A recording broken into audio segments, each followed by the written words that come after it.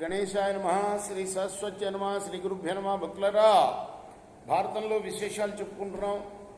నేటి వరకు ఆది పర్వాన్ని 21 భాగాలుగా చెప్పుకున్నాం.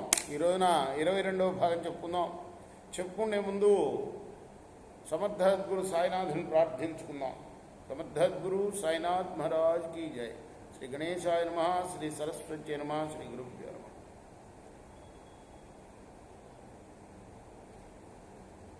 సూతులు వారు చెప్తున్నారు సౌనకాది మహాములకి, ఏలాపత్రుడి యొక్క మాటలను విన్న తర్వాత సర్పాలన్నీ కూడా సంతోషించాయి, చాలా ఆనందం పొందాయి. ఆ రోజు నుంచి వాసుకి తన సోదరిని చాలా జాగ్రత్తగా చూసుకున్నాడు.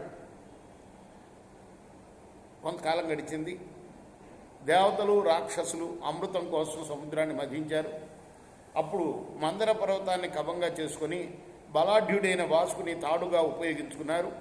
అమృతం కోసం తలపెట్టిన మంథన కార్యం, సముద్ర మథన కార్యం పూర్తయిన తర్వాత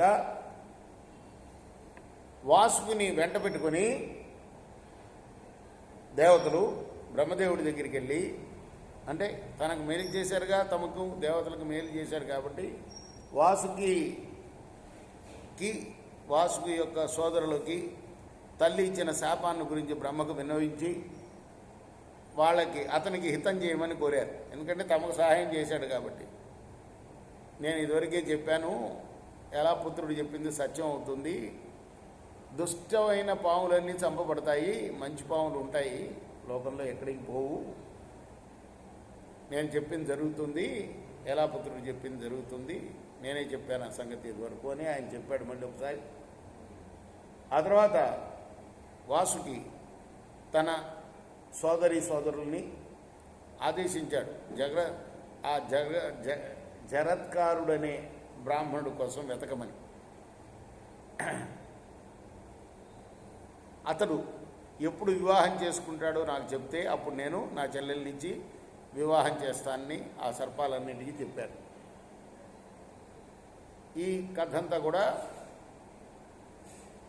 సూత మహాముని సౌనకాది మహామునికి చెప్తుంటే సౌనకుడు అప్పుడు అడిగాడు, మీరు జగత్కారు మహర్షిని గురించి చెప్పారు కదా, ఈ మహర్షి యొక్క మహత్యాన్ని వినాలని ఉన్నది నాకు అంటే అప్పుడు చెప్పడం మొదలుపెట్టాడు. జర అంటే క్షీణత్వం అని అర్థం, అంతే కదా. జన్మ దుఃఖం, జరా దుఃఖం అంటారు. క్షీణించిపోయిన తర్వాత దుఃఖమే కదా మనిషికి, కదా. శరీరం క్షీణిస్తుంది 70 దాటిన తర్వాత, అప్పుడంతా దుఃఖమే. కాబట్టి జరా శబ్దానికి ఏంటి, క్షీణత్వం అనే అర్థం. జరత్కారుడు కదా అది పేరు. కారు శబ్దానికి భయంకరమని అర్థం. అతని శరీరం భయంకరంగా కృషించి ఉండటం చేత జరత్కారుడని పిలిచారు అతన్ని. ఎందుకు అలా క్షీణించింది అంటే తీవ్రమైన తపస్సు చేశాడు అతను. ఈ విధంగా చెప్పిన తర్వాత సౌనకుడు నవ్వి సూతుడితో అడిగాడు, చాలా బాగా చెప్పారు మీరు అని చెప్పి. ఆ తర్వాత అన్నాడు, పూర్వమే ఒకసారి చెప్పారు మీరు జరత్కారుని వృత్తాంతం, ఇప్పుడు ఆస్తికుడు వృత్తాంతం చెప్పండి వినగోరుతున్నాము. ఆ మాట వినగానే ఆస్తికుని గురించి చెప్పడం ప్రారంభించాడు సూత మహర్షి. ఏకాగ్ర చిత్తంతో వాసుకి సర్పాలందరికీ కూడా జరత్కారు మునికి సోదరి జరత్కారు నుంచి వివాహం చేయాలి వెతకమని చెప్పాడు కదా. చాలా కాలం తర్వాత కూడా జరత్కార ముని కేవలం తపస్సు చేయడంలోనే నిమగ్నుడయ్యాడు చెప్తే వివాహం చేసుకుంటే కోరిక ఆయన కలగలేదు. ఎందుకంటే అతడు ఊర్ధ్వరేతస్కుడైన బ్రహ్మచారి, తపస్సులోనే నిరంతరం లగ్నమయ్యాడు. నిత్యం వేదాధ్యయనం చేస్తూ నియమబద్ధంగా జీవితాన్ని గడుపుతున్నాడు. అతడు దేన్ని గురించి భయపడేవాడు కాదు. దేశం అంతా సంచారం చేశాడు, ఎప్పుడూ స్త్రీని అభిలషించలేదు అతను.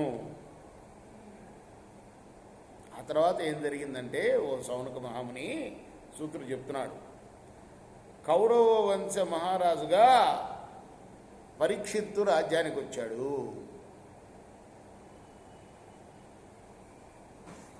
తన ముత్తాత పాండురాజులాగానే అతను కూడా ఎప్పుడు కూడాను వేట మీద ఆసక్తి కనపరిచేవాడు. అలా ఒక రోజున వేటకు వెళ్ళి ఒక మృగాన్ని వెంటాడు. అది దెబ్బతినింది కానీ కనపడలేదు ఎక్కడ. ఎంత వెతికాడు వేసారిపోయాడు. ఒక మహాముని తపస్సు చేసుకుంటుంటే ఆయన అడిగాడు, ఏమని, ఇటేమన్నా వచ్చిందా అది నాచే దెబ్బతిన్న మృగం అంటే ఆయన ఏం మాట్లాడలేదు. ఆయన మహా పెద్ద ముని, ఎన్నేళ్ళ నుంచో తపస్సులో ఉన్నాడు. కోపం వచ్చి అక్కడున్న ఒక చచ్చిపోయిన పాము కనపడితే దాన్ని తీసుకెళ్ళి ఆయన మెడలో వేశాడు. ఇది తెలిసింది అతని కొడుకు శృంగి, ఆయన పేరు. ఆ మహానుభావుడికి ఆ శృంగి స్నేహితుడు ఒకడు గురువుగారి దగ్గర అభ్యాసం చేస్తూ ఉంటే వేదాన్ని అక్కడికి వెళ్ళి చెప్పాడు.